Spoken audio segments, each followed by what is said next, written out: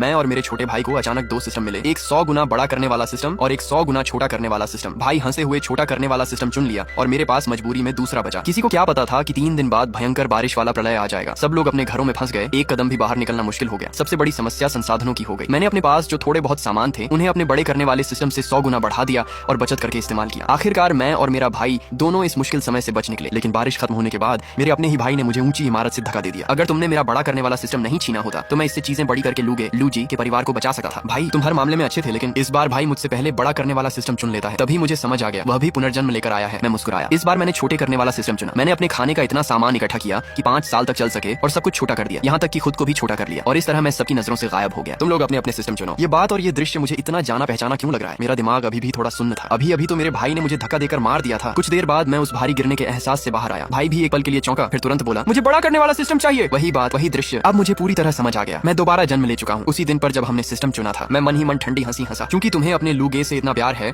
और मुझसे इतनी नफरत, जिसने तुम्हारी जान बचाई थी, तो इस बार मैं तुम्हारी कोई मदद नहीं करूंगा। मैंने खुश होते हुए भाई को देखा और कहा तो मैं छोटा करने वाला सिस्टम ले लेता हूँ। भाई अपने नए सिस्टम को लेकर बहुत उत्साहित था। उसने तुरंत पास रखा एक कप 100 गुना बड़ा कर दिया। छोटा कप एक विशाल कप में बदल गया। सच में बड़ा करने वाला सिस्टम अब मेरा है। यही वह भाई था जिसे मैंने अपनी जान पर खेलकर बचाया था। पिछले जन्म में जब प्रलय जैसी बारिश आई थी सब लोग घरों में कैद हो गए थे। हमारे घर में कुछ डिब्बे नूडल्स और ब्रेड थे। मैंने अपने सिस्टम से उन्हें बड़ा करके हम दोनों को 5 साल तक जिंदा रखा। भाई का दोस्त लू शेंग हमारे सामने वाले घर में रहता था। भाई ने मुझसे कहा था कि मैं उनके परिवार की मदद करूं, लेकिन मैंने मना कर दिया था क्योंकि ऐसे समय में इंसानों पर भरोसा करना खतरनाक होता है। मेरी मदद के बिना लू शेंग का परिवार ज्यादा दिन नहीं टिक पाया और जल्दी ही भूख से मर गया। मैं प्रलय से तो बच गया, लेकिन अंत में अपने ही भाई के हाथों मारा गया। कितना मजाक है। अब बड़ा करने वाला सिस्टम तुम्हारे पास है। क्या तुम्हें मुझसे जलन हो रही है? आखिर मैं जो चाहूं उसे बड़ा कर सकता हूं। तुम्हारा छोटा करने वाला सिस्टम तो बेकार लगा है। भाई मुझे परख रहा था क्या मुझे भी पिछले जन्म की याद है या नहीं। उसकी आंखों में हल्की सावधानी भी थी। मैंने गहरी सांस ली और सामान्य बनते हुए मुस्कुराया। इसमें क्या फर्क है? जो सिस्टम तुम्हें पसंद है तुम ले लो, मुझे कोई फर्क नहीं पड़ता। अब मुझे बड़े करने वाले सिस्टम में कोई दिलचस्पी नहीं थी। भाई तब जाकर निश्चिंत हुआ और हंस पड़ा। मुझे पता था इस बार वह जरूर अपने प्यारे लू शेंग के परिवार को बचाने जाएगा और जैसे ही लोगों को इस सिस्टम के बारे में पता चलेगा वह कभी सुरक्षित नहीं रहेगा। हर कोई उस सिस्टम को पाने की कोशिश करेगा। भाई खुशी खुशी घर से बाहर भागा और लू शेंग के घर का दरवाजा खटखटाया। लू शेंग ने हैरानी से पूछा यूं हाउ तुम यहाँ कैसे? लू भाई अंदर चलो, मुझे तुम्हें एक बड़ा राज बताना है। भाई ने उसके कंधे पर हाथ रखा, बिना उसके चेहरे पर दिख रही नापसंदगी की परवाह किए। जैसे ही सामने वाले घर का दरवाजा बंद हुआ मैंने तुरंत फोन उठाकर तारीख लिखी, 14 तारीख। अभी भी प्रलय आने में 3 दिन बाकी थे। अभी भी समय था। मैं तुरंत कार लेकर पास के सुपरमार्केट गया और खाने पीने से लेकर हर जरूरी चीज खरीद ली। नूडल्स, ब्रेड जैसे लंबे समय तक चलने वाले खाने, टिश्यू पेपर, कंघी, आईना, कंबल, तकिया और रोजमर्रा की सारी चीजें। मैंने चावल, आटा और सब्जियों के बीज भी खरीदे ताकि मुझे हमेशा मांस मिल सके। मैंने कुछ छोटे मुर्गे भी खरीद लिए। मैं फर्नीचर की दुकान भी गया और अपने लिए पूरा सेट खरीद लिया। मैं अपने लिए एक नया छोटा घर बनाना चाहता था। मेरा घर ऊंची मंजिल पर था। पिछले जन्म में भी बारिश के बावजूद वहाँ कोई खतरा नहीं था। इस बार मैं घर नहीं छोड़ूंगा, लेकिन अलग तरीके से जीऊंगा। मैं पागलों की तरह खरीदारी करता रहा जब तक मेरे बैंक खाते का सारा पैसा खत्म नहीं हो गया। दूसरी तरफ मेरा भाई, उसे पता था कि प्रलय आने वाला है, लेकिन उसने कोई तैयारी नहीं की। उसे अपने सिस्टम पर पूरा भरोसा था। वह तो उल्टा खुश था जैसे किसी मौके का इंतजार कर रहा हो। मुझे पता था वह क्या चाहता है। वह चाहता था कि जब खाने की कमी हो तो वह हीरो बनकर लू शेंग के परिवार को बचाए और इस तरह लू शेंग उसके और करीब आ जाए। मैं हमेशा सोचता था कि वह उसे अपना सबसे अच्छा दोस्त मानता है, लेकिन अब समझ आया वह पूरी तरह उसी का दीवाना है। रात को जब भाई घर लौटा उसकी आंखों में उत्साह साफ दिख रहा था, जैसे उसने लू शेंग से कोई समझौता कर लिया हो। अगर मैं लू शेंग के परिवार को बचाऊं तो क्या वह मुझे और ज्यादा अहमियत देगा? उसकी आवाज में उम्मीद और खुशी दोनों थी। मैंने ठंडे स्वर में कहा नहीं, बिल्कुल नहीं। नहीं, लू भाई जरूर मुझे महत्व देगा। भैया सच बताओ, क्या तुम्हें बुरा लगता है कि मैं और लू भाई इतने करीब हैं? तुम हमसे 2 साल बड़े हो, लेकिन बच्चों की तरह मत बर्ताव करो। मैंने उसकी बात अनसुनी कर दी और अपने फोन में ऑनलाइन शॉपिंग करता रहा। मैं एक बार अपने ही भाई के हाथों मर चुका हूँ, अब दोबारा ऐसा नहीं होने दूंगा। इस बार तुम खुद ही मरोगे। तुम्हारे पास कुछ पैसे हैं? मुझे कुछ 1000 रुपए उधार दे दो, मुझे थोड़ा खाना खरीदना है। कुछ 1000 रुपए खाना खरीदने के लिए? तुम तो अभी खा चुके हो। वो तो कब का बच गया, मुझे जल्दी भूख लगी है। वह हंसते हुए मेरे पास आया, लेकिन मैंने ठंडे स्वर में कहा नहीं है, मैंने अभी एक फ्रिज खरीदा है, सारा पैसा खत्म हो गया। तुमने फ्रिज क्यों खरीदा? मुझे बदलना था, नहीं खरीद सका क्या? भाई को अपनी गलती का एहसास हुआ और वह तुरंत सामान्य हो गया। नहीं, मैं तो बस पूछ रहा था। भैया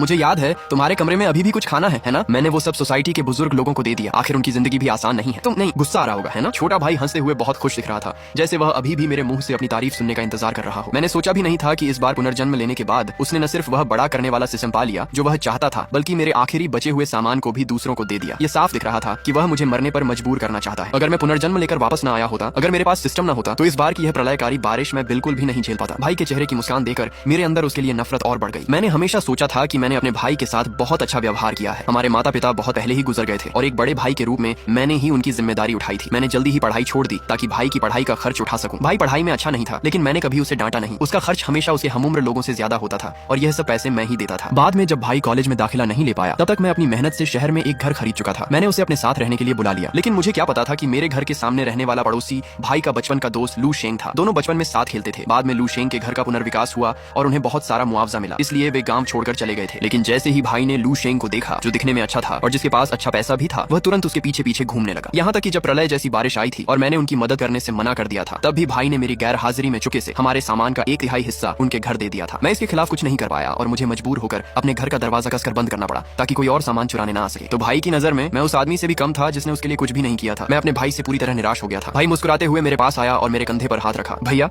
आप सबसे अच्छे हो, मुझे पता था कि आप इतनी छोटी बात पर मुझसे नाराज नहीं होंगे। मैंने कहा, मैं थोड़ा थक गया हूँ, पहले सोने जा रहा हूँ, तुम भी जल्दी सो जाना। यह कहकर मैं अपने कमरे में चला गया और अपने लिए एक सुरक्षित जगह की योजना बनाने लगा। मैंने हवा से बिजली बनाने वाले उपकरण भी खरीदे ताकि तेज आंधी तूफान में भी मेरे पास लगातार बिजली बनी रहे। मुझे जो भी चाहिए था मैंने सब तैयार कर लिया था। अब मुझे बस चुपचाप समय का इंतजार करना था। भाई को अपने बड़े करने वाले सिस्टम पर पूरा भरोसा था, इसीलिए वह बिल्कुल भी चिंतित नहीं था। उसने अपने जेब खर्च से कुछ 100 रुपए का खाना खरीदा और चुपके से अपने कमरे में छिपा कर रख दिया, जैसे उसे डर हो कि मैं उसका सामान चुरा लूंगा। मैंने उस घर को पूरी तरह छोड़ने का फैसला कर लिया जो मैंने खुद खरीदा था। अगर मैं वहीं छिपा रहता तो कभी न कभी वे मुझे ढूंढ ही लेते। इसलिए मैंने एक और जगह चुनी, मेरे बेडरूम में बना एक गुप्त कमरा। ये छोटा सा कमरा मैंने घर बनवाते समय खास तौर पर बनवाया था और मैंने इसके बारे में कभी भी अपने भाई को नहीं बताया। यह कमरा ज्यादा बड़ा नहीं था, बस एक छोटे बाथरूम जितना, लेकिन मेरे छोटे हो जाने के बाद ये मेरे लिए एक सुरक्षित ठिकाना बन सका था। इस कमरे का दरवाजा मेरे फोन से कंट्रोल होता था, इसलिए मुझे बिल्कुल भी चिंता नहीं थी कि भाई इसे ढूंढ लेगा और अगर ढूंढ भी ले तो खोल नहीं पाएगा। इसके अलावा मैं खास तौर पर गाड़ी चलाकर कई किलोमीटर दूर एक सुनसान मैदान में गया और अपने छोटे करने वाले सिस्टम का इस्तेमाल करके वहाँ की मिट्टी का एक हिस्सा छोटा कर लिया ताकि बाद में मैं उसी मिट्टी का इस्तेमाल करके सब्जियां उगा सकूं और खुद का खाना उगा सकूं। मैंने कई पेड़ों को भी छोटा करके अपने साथ ले आया। कुछ ही समय में मैंने जो खाना और फर्नीचर मंगवाया था वह सब पहुंच गया। अब प्रलय आने में सिर्फ एक दिन बचा था। मैंने डिलीवरी का पता अपने पुराने गांव के घर का दिया था। वह गांव अब लगभग खाली हो चुका था, वहाँ कोई नहीं रहता था। उस घर में मैंने फर्नीचर, इलेक्ट्रॉनिक सामान, खाना और तरह तरह की रोजमर्रा की चीजें जमा कर ली। फिर मैंने मौका देकर अपने छोटे करने वाले सिस्टम का इस्तेमाल किया और सब कुछ छोटा करके पहले से तैयार किए गए डिब्बों में भर लिया। आखिर में मैंने थोड़ा सोचा और अपने उस छोटे पुराने घर को भी छोटा करके साथ ले आया। हालांकि वह पुराना था लेकिन थोड़ी मरम्मत के बाद काम आ सका था। रात के अंधेरे में